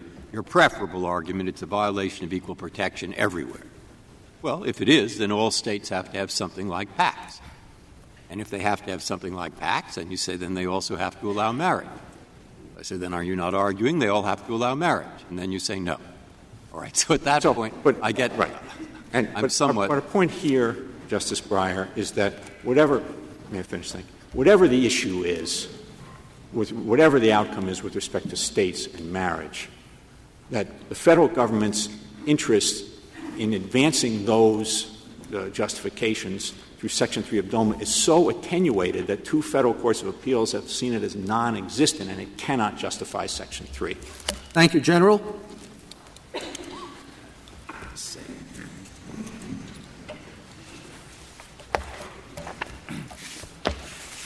Ms. Kaplan? Mr. Chief Justice, and may it please the Court, I'd like to focus on why Doma fails even under rationality review. Because of Doma, many thousands of people who are legally married under the laws of 9 sovereign states and the District of Columbia are being treated as unmarried by the federal government solely because they are gay. These couples are being treated as unmarried with respect to programs that affect family stability, such as the Family Leave Act referred to by Justice Ginsburg. These couples are being treated as unmarried for purposes of federal conflict of interest rules, election laws, and anti-nepotism and judicial recusal statutes. And my client was treated as unmarried when her spouse passed away, so that she had to pay $363,000 in estate taxes on the property that they had accumulated during their 44 years together. Could I ask you the same question I asked the Solicitor General? Do you think there would be a problem if Congress went the other way? Federalism problem. Obviously, you don't think there's an equal protection problem, but a federalism issue. Congress said, we're going to recognize same-sex couples, committed same-sex couples, even if the state doesn't, for purposes of federal law. Obviously, with respect to marriage, the federal government has always used the state definitions, and I think Mr. Chief Justice, what you're proposing is to the federal government extend additional benefits to gay couples in states that do not allow marriage to equalize the system. I just am asking whether you think Congress has the power to interfere with to not adopt the state definition if they're extending benefits. Do they have that authority? I think the question under the Equal Protection Clause is what the distinction is. No, I know that. You're following the lead of the Solicitor General in returning to the Equal Protection Clause every time I ask a federalism question. Okay. Is there any problem under federalism principles? With the federal government? With Congress passing a law saying we are going to adopt a different definition of marriage than those states that don't recognize same-sex marriage. We don't care whether you do as a matter of state law. When it comes to federal benefits, same-sex marriage will be recognized. It has certainly been argued in this case by others that whether or not that's in the enumerated powers of the federal government. For the reason Justice Kagan mentioned, we think the federalism principles go toward the novelty question. I think whether or not the federal government could have its own definition of marriage for all purposes would be a very closely argued question. I don't understand your answer. Is your answer yes or no? Is there a federalism problem with that, or isn't there a federalism? I think the federal government could extend benefits to gay couples to equalize things on a programmatic basis to make things more equal. Whether the federal government could have its own definition of marriage, I think it would be very closely argued whether that's outside the enumerated public. Well, it's just all these statutes use the term marriage, and the federal government says in all of these statutes, when it says marriage, it includes same-sex couples, whether the state acknowledges them to be married or not. But I don't know if that would work because they wouldn't be. Never mind whether it will work. I don't care if it works. Does it create a federalism problem? The power to marry people is a power that rests with the states. The federal government doesn't issue marriage licenses. It never has. It's not doing that. It's just saying for purposes, just what it's doing here. It says for purposes of all these federal statutes, when we say marriage, we mean, instead of saying we mean heterosexual marriage, we mean, whenever we use it, heterosexual and homosexual marriage. That's what it says. As long as the people Can it do that? As long as people were validly married under state law and met the requirements of state law to get married? No. I'm not sure that the federal government, if this answers your question, Justice Scalia, I'm not sure that the federal government could create a new federal marriage that would be some kind of marriage that states don't permit. Well, let me get to the question I asked Mr. Clement. It just gets rid of the word marriage, takes it out of the U.S. Code completely, substitutes something else, and defines it as same-sex, to include same-sex couples. Yes. Surely it can do that. Yes, that would not be based on the state. So it's just the word marriage? It's just the fact that they use this term marriage? Well, that's what the federal government has always chosen to do, and that's the way the federal law is structured. And it's always been structured for 200 years based on the state police power to define who's married. The federal government, I presume, could decide to change that if it wanted, and somehow it would be very strange for all 1,100 laws, but for certain programs to have different requirements other than marriage, and that would be constitutional or unconstitutional depending on the distinction. If the estate tax follows state law, would not that create an equal protection problem similar to the one that exists here? Suppose there were a dispute about the state of residence of your client and her partner, spouse. Was it New York? Was it some other state where same-sex marriage would not have been recognized? And suppose the state court said the state of residence is a state where it's not recognized. Would you not have essentially the same equal protection argument there that you have now? Let me answer that question very clearly. Our position is only with respect to the 9 states, and I think there are 2 others, that recognize these marriages. So if a New York couple today marries and moves to North Carolina, and which has a constitutional amendment, a state constitutional amendment, and one of the spouses dies, they would not, since estate taxes determine where the person dies, they would not be entitled to the deduction. That is not our claim here. Moreover, Justice Alito, in connection with a whole host of federal litigation, there's been federal litigation for hundreds of years with respect to the residency of where people live or don't live or whether they're divorced or not divorced throughout the federal system. And the federal government has always handled that and has never before, and we believe this is why it's unconstitutional, separated out a class of married gay couples solely because they were just gay. If I could follow up with one question. What if the hypothetical surviving spouse partner in North Carolina brought an equal protection argument, saying that it is unconstitutional to treat me differently because I am a resident of North Carolina rather than a resident of New York? Would that be discrimination on the basis of sexual orientation? What would be the level of scrutiny? Would it survive? That would be certainly a different case. It would be more similar to the case I think you heard yesterday than the case that we have today. We certainly believe that sexual orientation discrimination should get heightened scrutiny. If it doesn't get heightened scrutiny, obviously it would be a rational basis, and the question would be what the state interests were in not allowing couples, for example, in North Carolina who are gay to get married.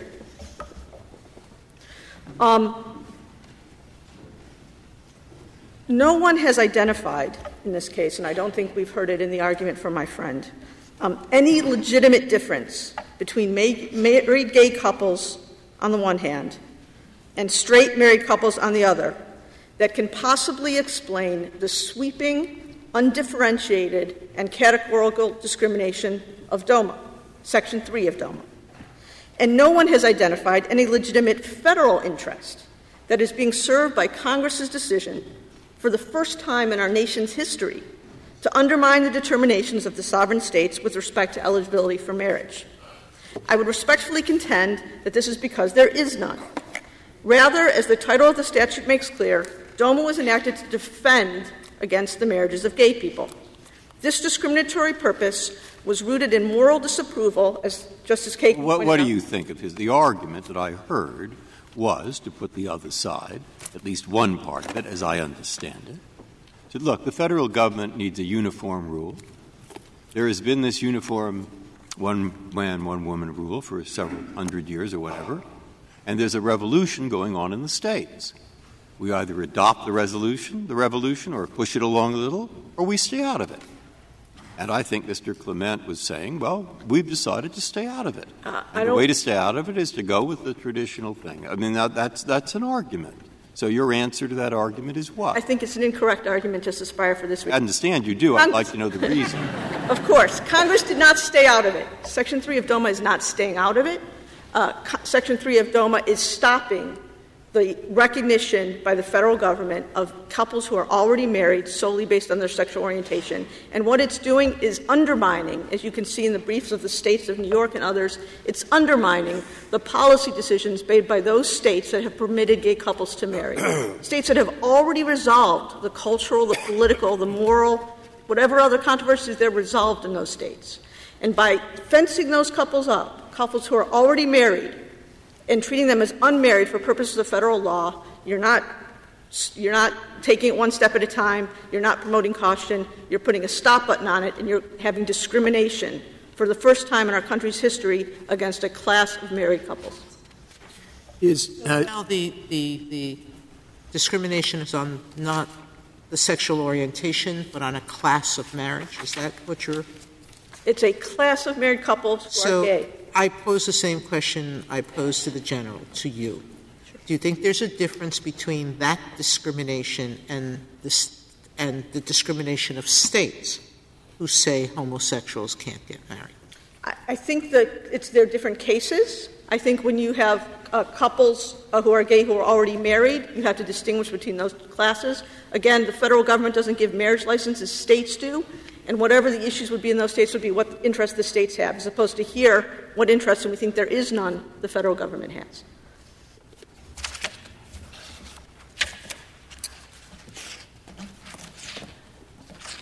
There is little doubt that the answer to the question of why Congress singled out gay people's marriages for disrespect through Doma, the answer can't be uniformity, as we've discussed. It can't be cost savings, because you still have to explain then why the cost savings is being wrought at the expense of married couples who are gay. And it can't be any of the state interests that weren't discussed, but questions of family law in parenting and marriage are done by the states, not by the federal government. The only conclusion that can be drawn is what was in the House report, which is moral disapproval of gay people, which the Congress thought was permissible in 1996 because it relied on the Court's Bowers decision, but this Court has said was wrong not only at the time it was overruled in Lawrence, but was wrong when it was decided. So 84 it's the same question I asked before. 84 senators based their vote on moral disapproval of gay people? No, I think what's true, Mr. Chief Justice, is that times can blind, and that back in 1996, people did not have the understanding that they have today, that there was no distinction. There was no constitutionally permissible distinction. Well, does that mean times can blind? Does that mean they did not base their votes on moral disapproval? No, some clearly did. I think it was based on an understanding that incorrect understanding that gay couples were fundamentally different than straight couples, an understanding that I don't think exists today, and that's the sense I'm using, that times can blind. I think there was we all can understand that people have moved on this and now understand that there is no such distinction. So I'm not saying it was animus or bigotry. I think it was based on a misunderstanding of gay people and their relations. Why are you so confident in that judgment? How many states permit gay couples to marry? Today, 9, Your Honor. 9. And so there's been this sea change between now and 1996. I think with respect to the understanding of gay people and their relationship, there has been a sea change, Your Honor. How many states have civil unions now? I believe it's discussed in the argument, it's 8 or 9, I believe. And how many had it in 1996? It was much, much, much fewer at the time. I don't have that number, Justice Ginsburg. I apologize. I suppose the sea change has a lot to do with the political force and effectiveness of people representing, supporting your side of the case? I disagree with that, Mr. Chief Justice. I think the sea change has to do, just as was discussed in Bowers and Lawrence, with an understanding that there is no difference, there is no fundamental difference that could justify this kind of categorical discrimination between gay couples. You don't doubt that the lobby supporting the enactment of same-sex marriage laws in different states is politically powerful, do you? With respect to that categorization of the term for purposes of heightened scrutiny, I would, Your Honor. I don't. Really? Yes. As far as I can tell, political figures are falling over themselves to endorse your side of the case. The fact of the matter is, Mr. Chief Justice, is that no other group in recent history has been subjected to popular referenda to take away rights that have already been given or exclude those rights the way gay people have. And only 2 of those referenda have ever lost. One was in Arizona. It then passed a couple of years later. One was in Minnesota, where they already have a statute on the books that prohibits marriages between gay people. So I don't think — and until 1990, gay people were not allowed to enter this country. So I don't think that the political power of gay people today could possibly be seen within that framework, and certainly is analogous. I think gay people are far weaker than women were at the time of Frontiera. Well, but you just referred to a sea change in people's understandings and values from 1996 when Doma was enacted, and I'm just trying to see where that comes from, if not from the political effectiveness of groups on your side of the case. To flip the language of the House report, Mr. Chief Justice, I think it comes from a moral understanding today that gay people are no different and that gay married couples' relationships are not significantly different than the relationships of straight married couples. I don't think that — Well, I understand that. I'm just trying to see where that moral understanding came from, if not the political effectiveness of a particular group. I think it came, again, very similar to the what you saw between Bowers and Lawrence. I think it came to a societal understanding. I don't believe that societal understanding came strictly through political power.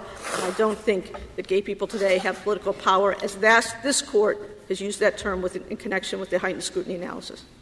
Thank you, Ms. Kaplan. Mr. Clement, you have 3 minutes remaining. Thank you, Mr. Chief Justice. Excuse me, just 3 points in rebuttal. First of all, I was not surprised to hear the Solicitor General concede that there's no unique federalism problem with Doma, because in the Gill litigation in the First Circuit, the State of Massachusetts, the Commonwealth of Massachusetts, invoked the 10th Amendment. And on that issue, the United States continued to defend Doma because there is no unique federalism problem with it, as the Chief Justice's question suggested. If 10 years from now there are only 9 states left and Congress wants to adopt a uniform federal law solely for federal law purposes, going the other way, it is fully entitled to do that. It has the power to do that. I would say also the federal government has conceded in this litigation that there is a rational basis for the statute, something else to keep in mind. I would also say that this provision is not so unique. The very next provision in the Dictionary Act — Mr. Clement, it is a problem in your briefing. You seem to say, and repeated it today, that it's 3 tiers. And if you get into rational basis, then it's anything goes. But the history of this Court is, in the very first gender discrimination case, Reed v. Reed, the Court did something it had never done in the history of the country under rational basis.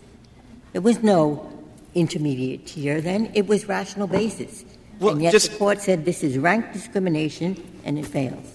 And Justice Ginsburg, I mean, applying rational basis to Doma, I think that there are many rational bases that support it. And the Solicitor General says, well, the United States is not the 51st state. To be sure, but the federal government has interest in uniformity that no other entity has. And we heard today that there's a problem. When somebody moves from New York to North Carolina, they can lose their benefits. The federal government uniquely, unlike the 50 states, can say, well, that doesn't make any sense. We're going to have the same rule. We don't want somebody, if they're going to be transferred in the military from West Point to Fort Sill in Oklahoma to resist the transfer because they're going to lose some benefits. It makes sense to have a uniform federal rule for the federal government. It's not so anomalous that the term marriage is defined in the U.S. Code. The very next provision of the Dictionary Act defines child.